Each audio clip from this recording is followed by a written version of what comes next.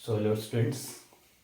तो भैया बोर्ड है 20 फरवरी को साइंस का, ठीक है। और फिजिक्स में अगर कुछ ना समझ में आ रहा, चुपचाप एनसीईआरटी और एनसीईआरटी एग्जाम्पलर के क्वेश्चन लगा लो, ठीक है। और उसमें अगर कोई डाउट हो तो आप पूछ लीजिए। और जो लोग ऑलरेडी उसमें कॉन्फिडेंट हैं वो और भी प्रैक्टिस सेट और इन तीन चीज़ें कर सकते हैं। अदरवाइज़ आप चुपचाप जो है क्या करना है आपको, एनसीईआरटी के क्वेश्चंस लगाने हैं और एनसीईआरटी एग्जाम्पलर्स के क्वेश्चन, बस डेट्स ऑल। कुछ एनसीईआरटी के बड़े इंपॉर्टेंट क्वेश्चंस हैं, ठीक है, इलेक्ट्रिसिटी के, जो आज हम डिस्कस करेंगे।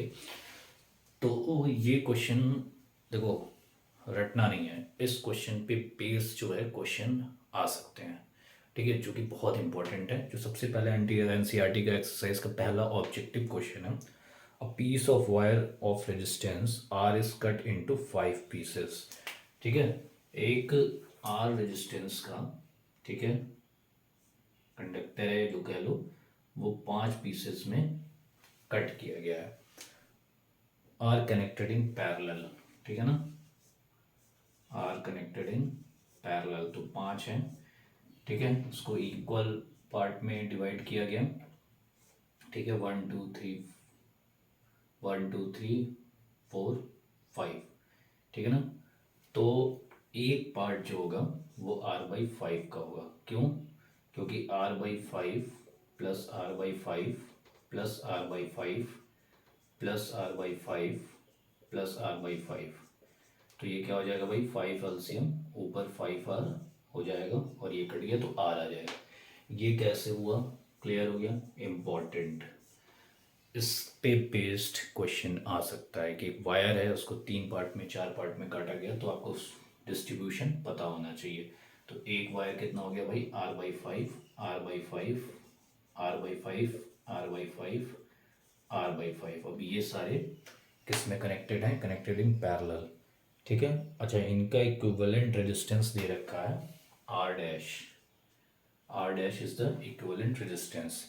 देन फाइंड, तो हमको रेशियो निकालना है r/r डैश। अब ये क्वेश्चन 2 नंबर में भी आ सकता है, तो 2 नंबर में आएगा तो ऐसे करेंगे, ऑब्जेक्टिव है तो आप टिक लगा देंगे, तब भी आपको ऐसे करना ही है, ठीक है, साइड में, ठीक। तो अब हम निकालते हैं R equivalent, 1/r dash is equal to 1/r/5 plus 1/r/5 plus 1/r/5 plus 1/r/5, तो 4 फिर प्लस 1/r/5, तो ये हो जाएगा भाई 5/r plus 5/r plus 5/r plus 5/r plus 5/r, तो ये इसका एलसीएम हो गया r, और ऊपर क्या हो गया भाई, 5 plus 5 plus 5 plus 5 plus 5, 25/r।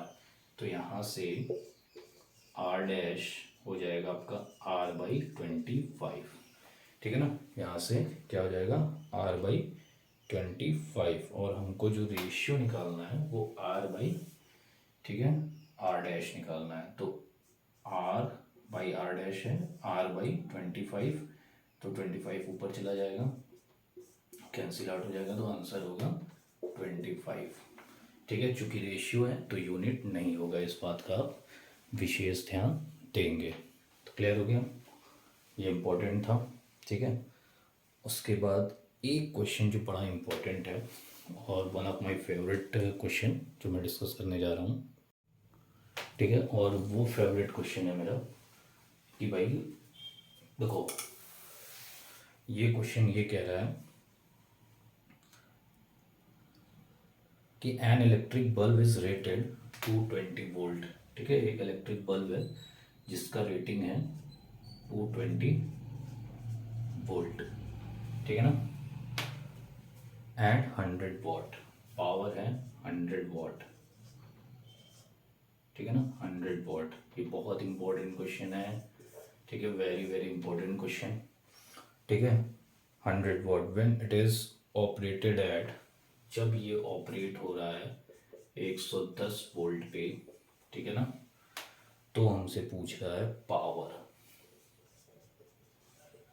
अब देखो, यहाँ पे हमारे पास पावर का P is equal to V I का फॉर्मूला भी है, और अगर आप P is equal to V I लगाएंगे बड़े आराम से आ जाएगा आंसर, बट वो आंसर गलत होगा। ठीक है, देखिए हम P is equal to V I लगा के देखते हैं, तो 100 is equal to V 220 into I, ये कैंसिल आउट हो गया। ठीक है, तो आई इज इक्वल टू 10/22 हो गया। ठीक है ना, अब यहाँ से P1 is equal to V1, आई अगर लेंगे तो V1 110, ठीक है ना, 110 हो गया। आई है 10/22, ठीक है ना, तो 11 2 जा 22, यहाँ 10 हो गया, 2 5 जा 10, तो P1 यहाँ से आ रहा है 50 वॉट, जो कि गलत है। अब क्यों गलत है भाई, देखो इन दोनों ही चीज़ों में भाई सेम डिवाइस है या फिर सेम रेजिस्टेंस है, तो रेजिस्टेंस भाई सेम है, तो रेजिस्टेंस कांस्टेंट लेंगे, करंट कांस्टेंट नहीं रहेगी। करंट किस पे डिपेंड कर रही है, वोल्टेज पे।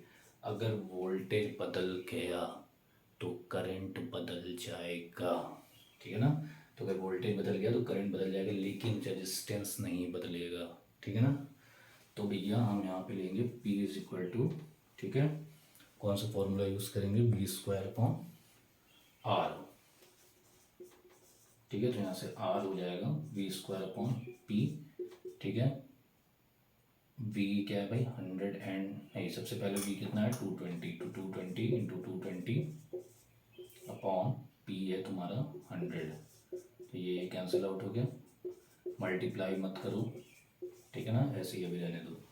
ठीक, अब हम यहाँ से P1 हो जाएगा हमारा V1² V1² कितना है भाई 110 इंटू 110/R22 ठीक है ना, तो ये हो जाएगा 11 2 जा 22, यहाँ 10 बचेगा, तो यहाँ भी 11 2 जा 22, यहाँ 10 बचेगा, यहाँ से 100/4 25 what is the correct answer. ठीक है, तो ये बहुत इंपॉर्टेंट है, कब कौन सा, खासकर पावर का जब भी क्वेश्चन आए, जब भी आपको पावर का क्वेश्चन मिले रुको, उसमें वही चीज़ निकालो, पहले फाइंड करो जो कि कांस्टेंट है, क्योंकि बहुत आराम से पावर के सारे फॉर्मूले हर जगह सेट हो जाते हैं, बट आंसर हमेशा गलत आता है। ठीक है ना, जब तक आप उसमें कांस्टेंट ना खोजें।